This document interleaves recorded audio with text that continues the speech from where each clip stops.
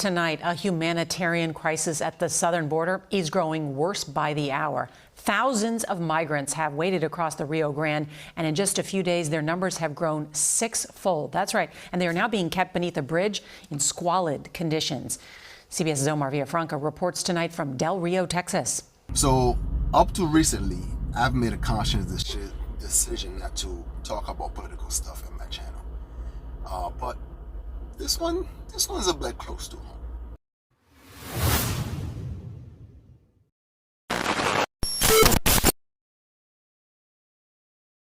And are waiting to be processed into Border Patrol custody. Folks are coming over and across as if there is no border. Congressman Tony Gonzalez is urging the administration for a plan to control the chaos. This is unsustainable. This is not America. This is not the way things should be. Food is scarce and so is water. And with the heat index in the triple digits here at the border, many migrants are bathing in the river and then wading back and forth across the Rio Grande. Nearly 30,000 Haitians have arrived at the southern border in the past 11 months. Many of them began their journey in South America and made the dangerous trek through the jungle known as the Darien Gap that separates Colombia from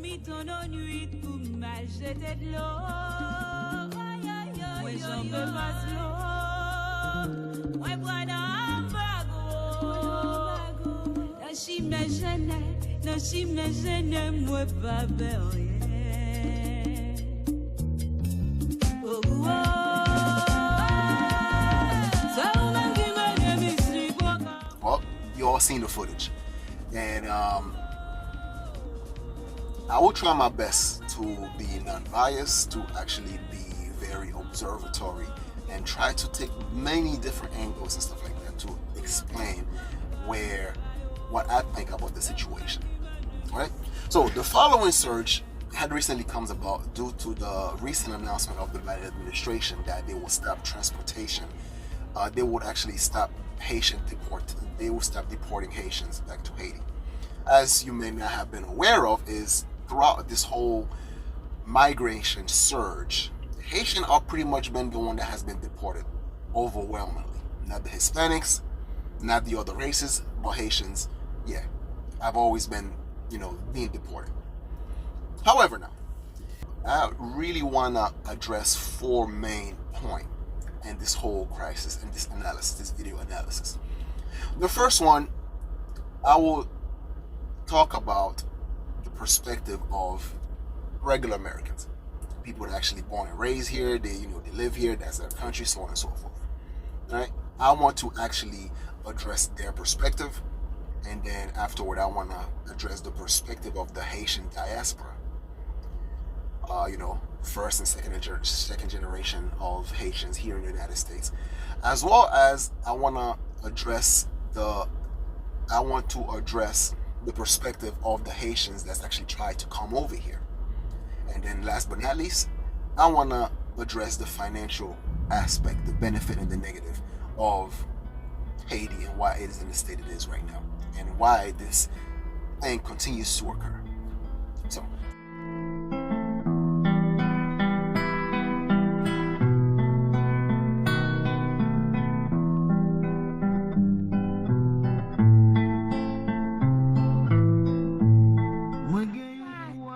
if we're such a horrible country and America is so racist and terrible, why are people constantly trying to come here by the thousands? Because their countries suck. Our suck is less than their suck. So instead of them trying to fix their suck or unfuck their fuck up, they'd rather bring their fuck and suck here to fuck with us and suck us down further. All of them. Europe, I don't give a shit. Pick a country. The ones that's coming the dirty way. And will complain about your shit. Why don't you complain there? And the answer is simple. A lot of places they come from, because trying to complain there like they complain here will get your fucking head sawed off. So the border crisis is a political issue, right? The divide isn't necessarily Democrat versus Republican, but rather it's more globalism versus popularism or patriotism, so on and so forth. Americans are either pawns or foot soldiers of this matter, and then therefore they see themselves as either liberal / socialist, or they see themselves as conservative / popularist or populist. Right, and then but there's like a category of a blend in between the two, going from the far right to the far left. Yep. And now, but both political ideologies, they both actually have issues with immigrants, but not for the way that you actually think. So first, I want to address the conservative perspective when it comes to Americans. A swarm of immigrants crawling out of wherever corrupted, infested countries that they come from, get on a banana boat, swim their ass across the ocean, walk through countless jungles and wood and dangerous area and all that stuff, having to deal with cartels and coyotes, and then they made their way to the border, and God forbid they make it here in the United States, and they become a functioning member of this society. And then to only tell you that the United States is the most racist country in the world, or to lecture you about your white privilege, or to lecture you about racism or white supremacy and how much you need to actually pay for your white sin. Wouldn't that piss you the F up? Yes. And that's exactly the perspective of some conservative actually have towards immigrants, where they see these type of immigrants as ungrateful, as people that are become just as spoiled as these liberals. But you still want to come here. Ain't that some shit? You know, that's why I'm telling you, I give no illegal of any background, of any color, of any cretins, any reason. I don't give them no slack. None. What's up, Art? See, hey, I gotta get Art. I gotta get a stream with him. Art be killing me. He be killing me. We gotta get that stream done, bro. Now let's analyze the liberals' perspective. Liberals love immigrants, so they say. They love immigrants until we actually, some of us counter the perspective of we're not victims. They love immigrants until we stop parroting the victim mindset. Harass me. You have no right to harass me. I know, public office. And you should lay your hands on me. I don't care what you think. I didn't lay my hands on you. Yes, you did. Look at you. Look at you. Don't take me. Look at that. What is wrong with you? No more, please. No more. That's it. Where's my receipt? Let's go. Hell yeah. Hell yeah. Hell yeah. What? Hell yeah. Straight from Chicago, y'all. All Trump. All Trump. House nigga, man. Hey, too educated to be a house nigga. I never been on the plantation, brother. I never been on the plantation, brother. I never been on the plantation, have you? Have you been on the plantation before? Right. Then all of a sudden, they have an issue with you because you are now become every name in the book. You're a coon, Uncle Tom. We do not respect your privilege, and then therefore you should get your ass back to where you come from, because you wouldn't be here, if it wasn't for the African American that actually fought for civil rights and all this other stuff, and now for you to come here and actually talk crap. And they hate you even worse off when you point out the obvious to them about all these opportunities they actually can take advantage of, and therefore what racism if I can actually come here and make something of myself while you still haven't. They do not like that. So now both parties will tell immigrants, why don't you go back to your country and fix it?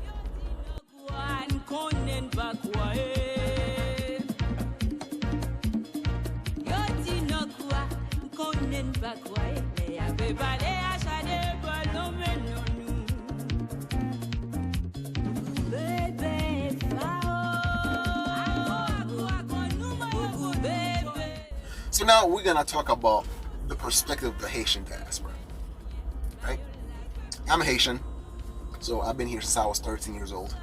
Well, 14. Yeah, 13, 14. So now, this category is very interesting, right? When it comes to U.S. politics, Haitians are ignorant or naive at best when it comes to U.S. politics. Look, let me tell you what I mean by this. So the Haitian culture, we are pro-life, we are very religious, we don't buy into the Rainbow Coalition agenda. Yet we continue to actually support the party that is pro-abortion.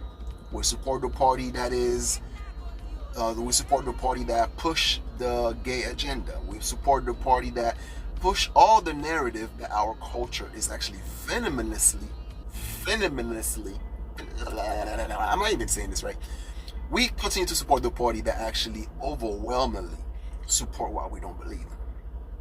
Yet, we vote for them every single elections. Why is that?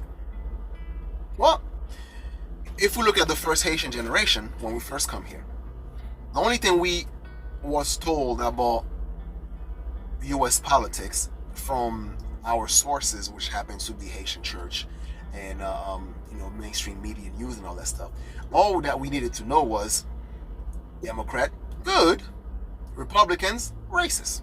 That's all we needed to know, right? And because of Democrats, we are allowed to actually come to this country. Because of Democrats, we were allowed to actually get the welfare system. Because of Democrats, we were allowed to do a whole bunch of stuff, so on and so forth, right? To a certain degree, I can understand why they would actually stick to that premise, right? Because when it comes down to immigration, and Republicans tends to be a little bit more offbeat to it, even though both parties benefit from the illegal immigration that's been going on. With conservatives with their farming, and Democrat with low-wage McDonald's workers, so on and so forth, right? The serf class, the serfdom. And now, what happened then with the offspring of the first wave of immigrants? Well, that's simple. Most of us don't grow up in the suburb when we first come here. We grew up in the urban area, and which is predominantly urban culture, hip hop culture. And what tends to happen with hip hop culture? Well, you make friends that continue to parrot the same narrative, F the police, racism this, racism that. So then therefore most Haitian immigrant, we buy into the narrative because, let's face it, culturally we wanted to fit in. If let's say you have like 4 or 5 African American friends and they just all sitting back like, man, these police officers, man, all they want to do is just like, they want to check a nigga, bruv. Yeah, they're so racist. Yeah. Like that. Right? So then, are you gonna tell them, I don't have that problem when I get pulled over? Or are you just gonna continue to allow them to tell their truth while it's not the same experience? I have a couple of homeboys, I would say, like, still part of the Pookie sphere. Sometime when shit go down, you might need a couple of motherfuckers that don't give a damn, that are willing to actually get onto some of that nigga shit. However, now, do I really want to have him in the car when I get pulled over by the police? No, not really. Because something so simple as a traffic sign can turn into a whole different argument about I'm being pulled over because of my skin color, bro. So I don't want that. Therefore, do I like my homeboys? Yeah, I do. Do I want to be in a situation with them when a simple politeness or a simple conversation can actually resolve things? No, I don't want to deal with that. So then therefore now, whenever as Haitians, and then we want to fit in this culture, this hip-hop culture and stuff like that, so we have to go along with the narrative of oppression. And this narrative doesn't really remain in high school. It actually follows you through colleges, right, to academia. So then when you get there, that's when being a Haitian immigrant really counts. Because due to affirmative actions and now being the poster child of the victim of European colonization, You now get to sit amongst your white liberal friends and you tell them about how oppressed and Haiti is, and everything that happened to Haiti can be laid under the feet of the white man. It's great. You are now more proud to be Haitians. You just wave that flag around, and anybody that tell you otherwise about Haiti, the state of Haiti, about the Constitution of Haiti, about like the foundation that kind of helped messed up what Haiti is today. No, we tend to romanticize the history of Haiti. We discard anything that dissuade the narrative of the role that which we play in our own demise. We don't want to hear that. So that's why you have a lot of Haitians that actually just keep waving the flag, and they care so much about Haiti. But the current state right now, where you have 10,000 Haitians under the bridge and nobody saying anything, as they are being transported back to the hellscape of Haiti, because there is no loyalty to the fellow Haitians that's down there under the bridge. Their main loyalty is towards a political party. The same party that actually writes the academia book, which they regurgitate. That's it. And also, the reason why they're so proud and proud Haitians and stuff like that is because most of us get stuck at a limbo, right? We're not Haitian enough because we're too Americanized. So then therefore we have to act extra Haitian just to fit in with Haitians in Haiti, real Haitians. And at the same time, being super Haitians help us to actually take advantage of the white guilt that's been plaguing America for the past few decades. That's why we wave the flag so proudly and all that stuff. But if you were to ask us, right, when we tend to sympathize with the African American cause, when we tend to actually say that yes, your behavior have nothing to do as to why you get some of the treatment that you get, we continue to actually become their enabler. At the same time, we'll not actually tolerate any of that behavior from our own. Think I'm lying? Go to IG, go to Instagram, or wherever, right? Find me a Haitian chick that's actually twerking, being all ratchet and stuff like that. Find me one of them. And whenever you do, I want you to scroll down the comment section and to see how this chick is actually being berated by other fellow Haitians. Telling her how much of a ratchet chick that she is. How dare you actually degrading Haitians. How dare you actually doing this? You making Haitian women look bad, look foolish, and all that stuff. That's what you would actually see. I'll wait. Actually, no, I'm not gonna wait. But this is the point. The same behavior that would actually will make excuses for African American, we actually will not make those excuses for our own children. As a matter of fact, growing up, my mom didn't want me to actually have African American friends, because in her mind, these people, they will just do a whole bunch of stuff and they would actually get you in trouble, right? I have plenty of African American friends. Some of them, I think they are some pookie shit. Other ones, I'm like, dude, you're a good brother. Hardworking individual, I got great respect for them. They don't have the same mindset of victim mentality and stuff like that. They all understand their action have consequences. Now, you may ask yourself, why do we actually, well, some of us go along with this narrative and actually align to African Americans, make them believe that we actually understand what they're going through, but in reality, we don't actually face the same plight.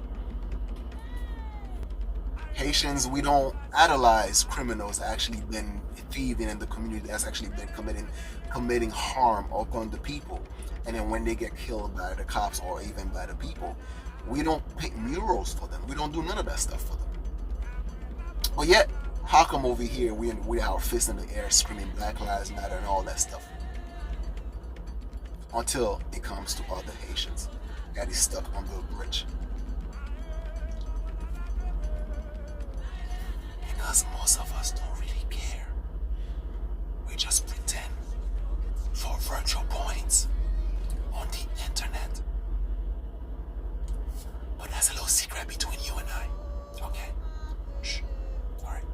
Now let's go back. So, what about the other element of the Haitian community? The one that actually refused to simp towards the fictitious race war that has been going on between current state of African American and the so-called racial conservatives. Because we ask ourselves certain questions like, if the poor and the working class minorities tend to overwhelmingly vote for one party, then wouldn't it be in that party's best interest to make sure that we continue to have more poor and more working class minorities instead of actually middle class? Or we may ask questions like, if racism is the bread and butter, is the sole purpose of to why minorities tend to continue to vote for that specific political party, then wouldn't it be on this party's best interest to make sure that racism never go away? But because we ask questions such as these, and because we actually point out the obvious, the opportunities that has been bestowed upon this country, and to say that, hey, it's out there, all you gotta do is go out and get it. Avoid some of the loophole, avoid some of the stuff that actually can put you on a pitfall. Avoid the baby mama drama by actually not sleeping with women that will bring you headache later on. Avoid some of these pitfalls and all that stuff. But no, all this conversation makes you a coon, an Uncle Tom, a Sambo, a traitor, a house Negro, a not part of the Haitian or the black community, or any other name that you would actually think of, any other name that you are supposed to be called by conservative, by the racist conservative, you are now being called by the fellow liberals. Hey, it is what it is. It's part of the equation. So, both Haitian liberals and Haitian coons, we understand one thing. We know that America is for sale.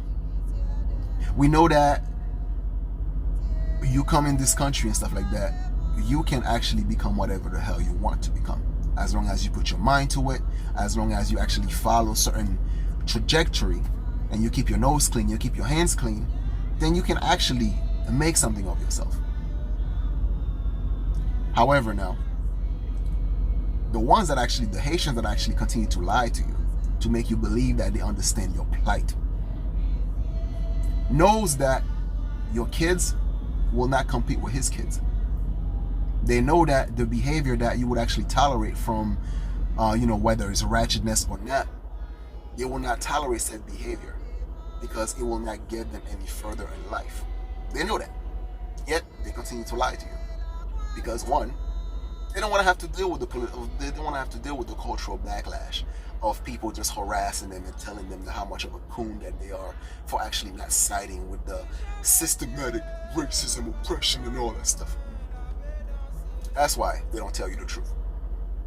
And heck, I might get some backlash just for actually telling you the truth right now. But it is what it is. Now, so from this perspective, let's not address the perspective of the Haitians that are actually struggling to come over here. The illegal immigrants, Haitians, that want to come over here.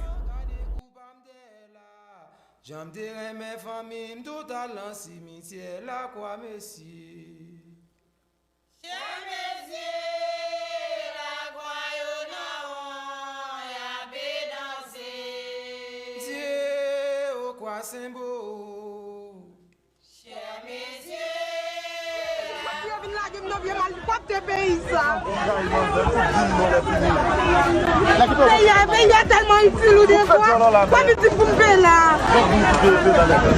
Ça va l'utile. Aso gen lot piti ki rete lot bo a. Oui, mwen gen de petit ici. Ici Haïti, là. Mwen kase domen. Yon mesaj wap mwen bay l'Etat? Ba gen okun mesaj. Ki mesaj mwen bay pou l'Etat? Ki sa l'Etat itil nou? Nou menm kap ti avan kap tiye nou. An mi se mesaj nan yon de l'Etat ankon. Voilà, la situation là est compliquée, les amis internautes aussi. So madame, qui a parlé, madame là, il a parlé, la prière et qu'on est quelqu'un de début là, Haïti tout.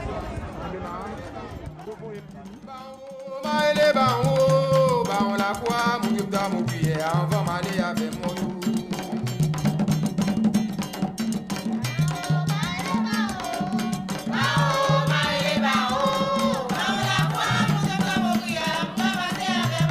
Ba habitation, mon Dieu, doit mon prière. Ba en samedi, mon Dieu, doit mon prière. Ba en criminel, mon Dieu, doit mon prière.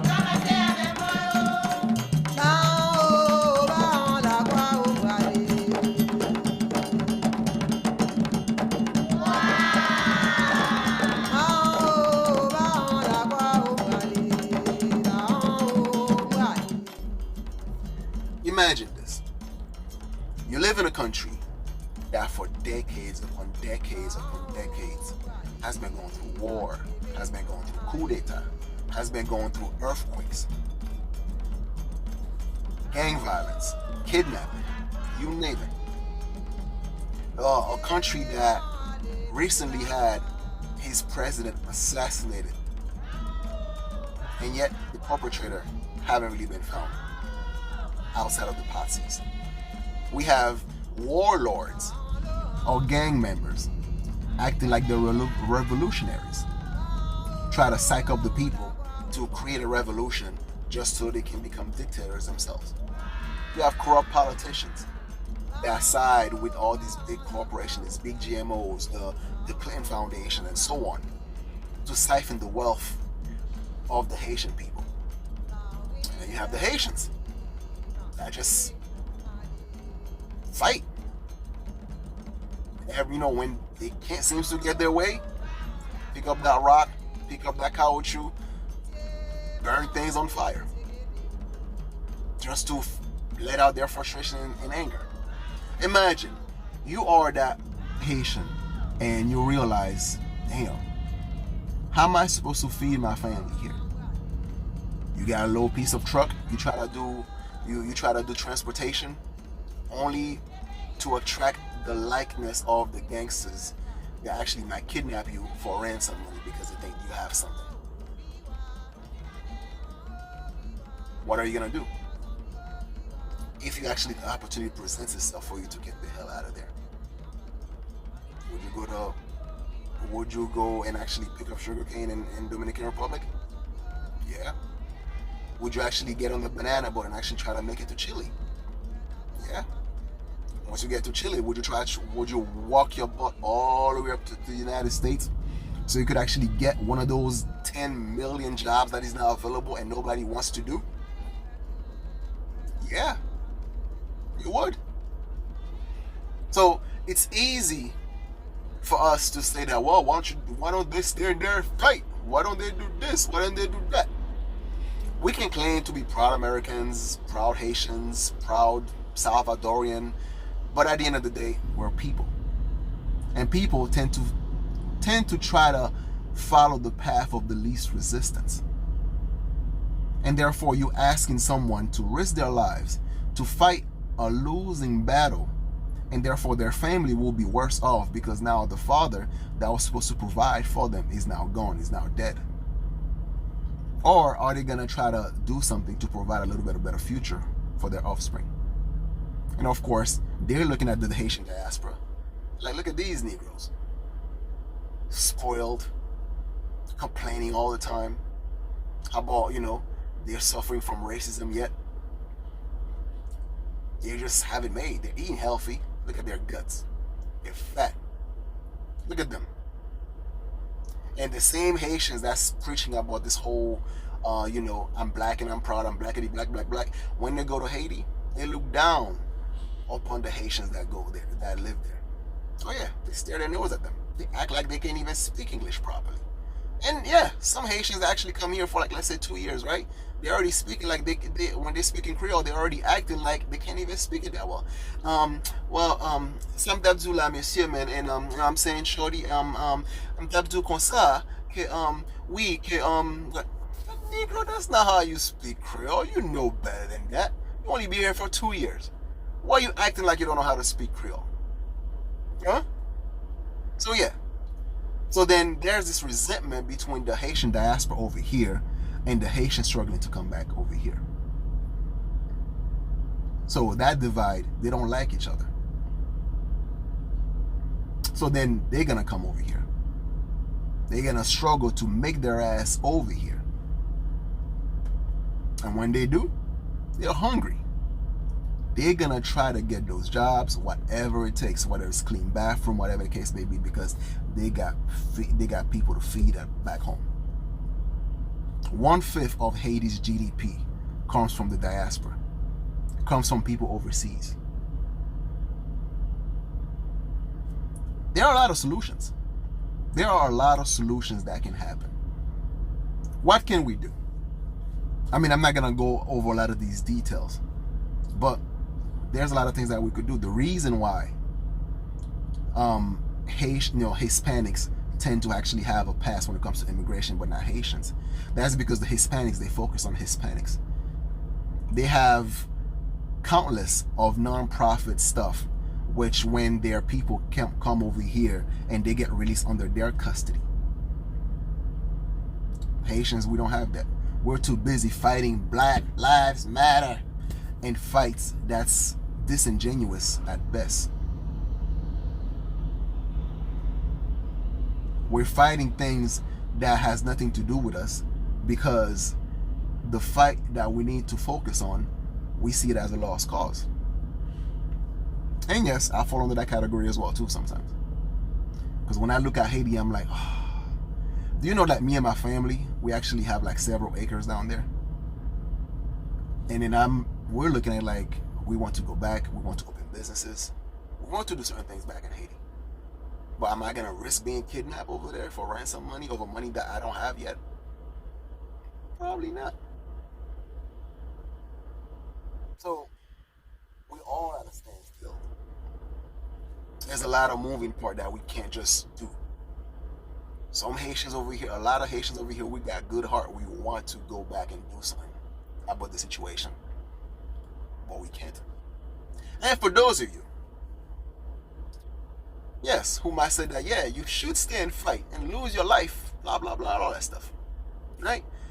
And maybe some of you guys are conservative refugees from blue states, are now running to red states like Texas, escaping New York and California.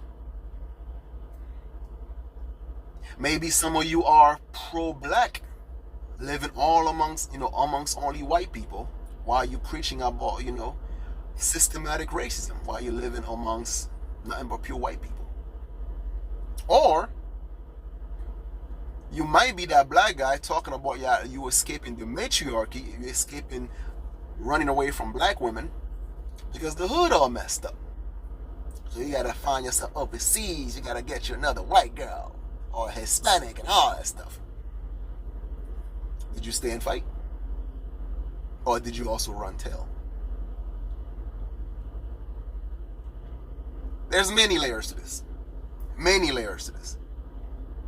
So now I want to address the financial aspect of this immigration thing, with this Haitian immigration.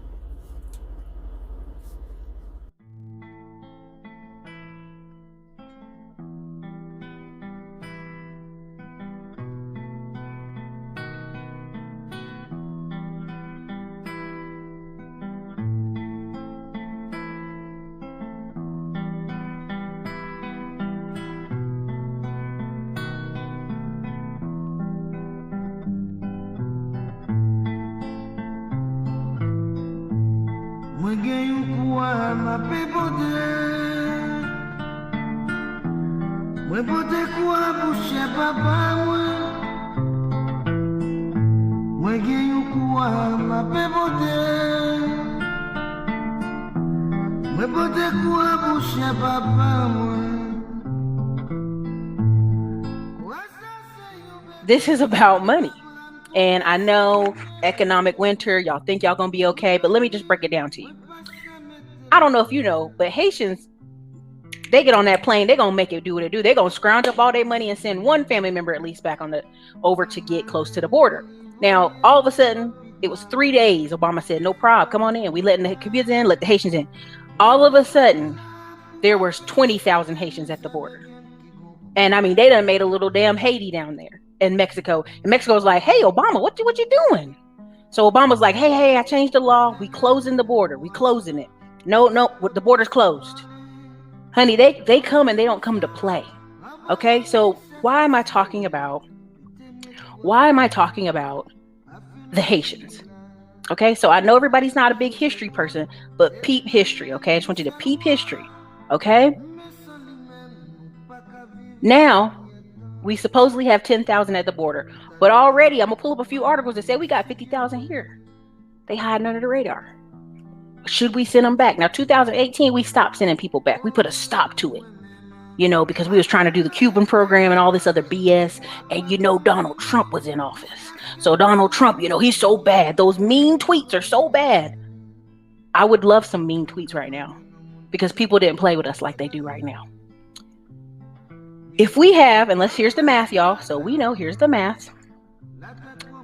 If we have 100,000 Haitians here, and each person sends $100 a week home, that is $10 million a week home to Haiti.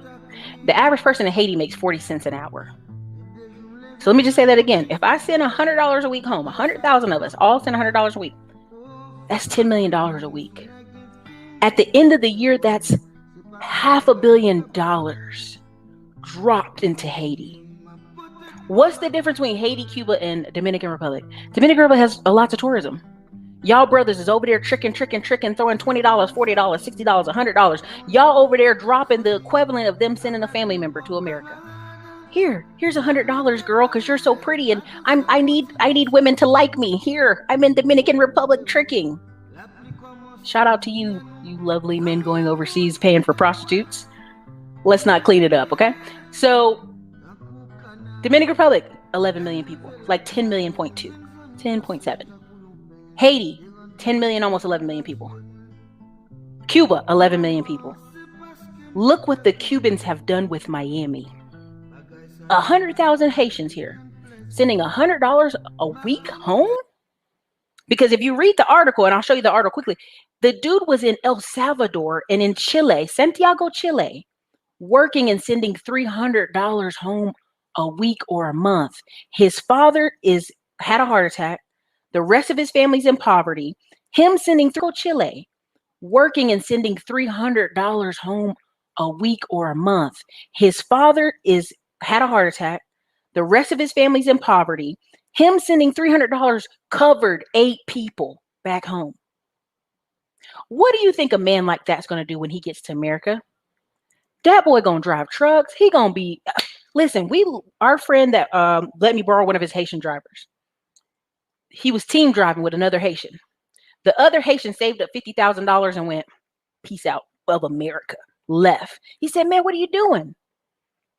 Do the math. If you got making 40 cents an hour and you saved up 50 grand while you driving trucks in America, baby, you about to go live in Haiti and be the King Don Juan.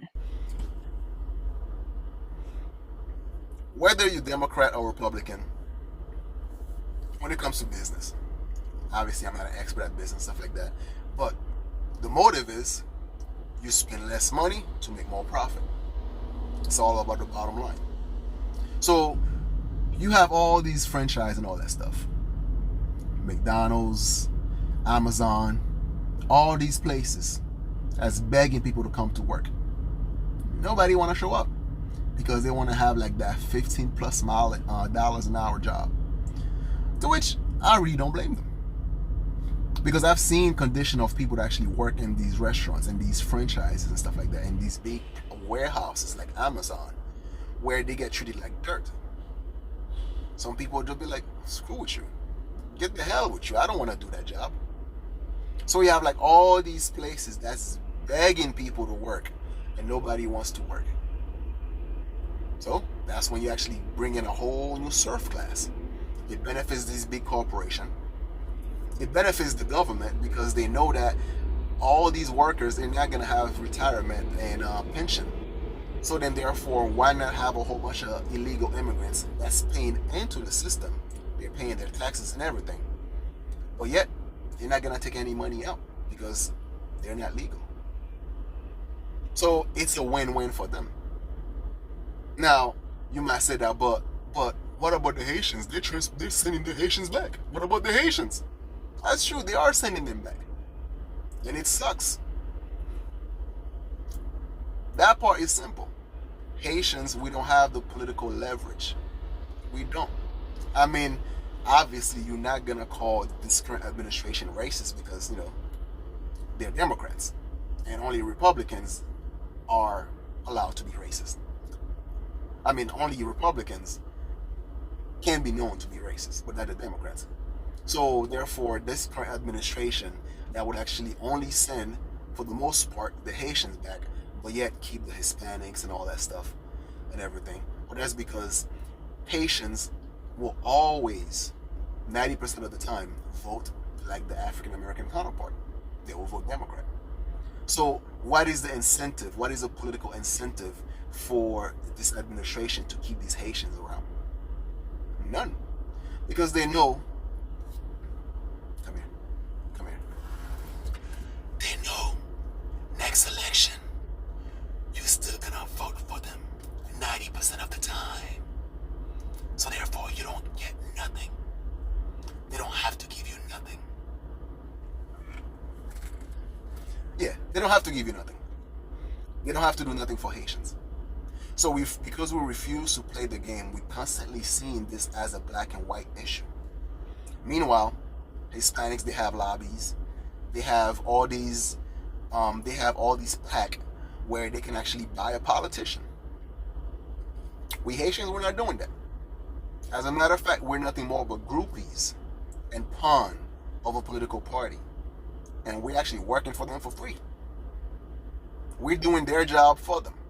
We're the one recruiting people for them, even though we continuously don't get nothing for our vote. So, is it Biden's fault that we're so stupid? No, I'm not gonna put that on him. I'm not. I mean, is he somewhat racist? Yeah, that action is pretty racist. But he doesn't have to. Because he knows when it comes down to this election, whoever's going to be running, all they got to do is claim that they have hot sauce in their purse, and you're going to go wild and crazy, and then, you know, just, yay, the Democrats, and you're going to keep doing it. So, there's no financial incentive for them to actually bring Haitians down here. So it's better for them to actually get the Hispanics because the Hispanics have the leverage. They know that if they want to appease and continue to get the Hispanic vote, which is dwindling right now, then they need to make sure that the Hispanics continue to get into the country. But the Haitians, not so much. So that's why our Haitian black ass is being back into a torn country, a disastrous torn country, a place that actually needs the humanitarian aid the most. These folks are being sent back in this hellhole. That's it. That is my perspective on this whole matter. I know this is a long video, and I hope you guys have the patience to actually see all of it. So share, like, subscribe, and also check out the channels of Erica Williams. She actually gave an awesome perspective on the matter, as well as Nick Taylor. I really like their perspective on what they say, whether or not I agree with them, but they actually made some very good valid point. So check out their channel and subscribe to them. And also, subscribe to my channel. Have a good one. Peace. Mwen pa tap la pou ma pe chante mize begen ki gon kou a la pe pote.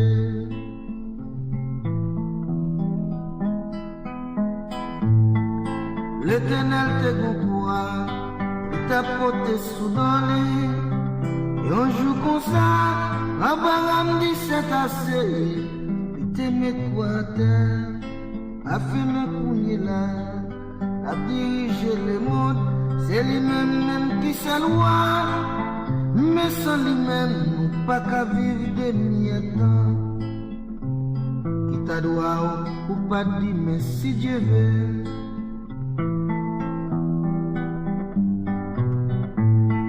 Oh, il est pour moi-même, quoi pas l'éternel, sans quoi pas j'en finis, jusqu'à ce que moi les mourir, jusqu'au tombeau moi les avec. Avion capable de monter cadide qu'un c'est assez. Miracle ça y'a pas fait sur la terre encore. La terre toi maudit, mais oui l'Éternel milieu nous. Il des jours me lever moi t'as couru. Il des jours me lever m't'a joué petit football. Bagay ça y'a pas pour moi. Oh, fuck ma bonne bien, son nègre film, bon fouet fait rôle moins. C'est pas tout bagay moi capable faire. Résigner ma pote quoi m'avec courage.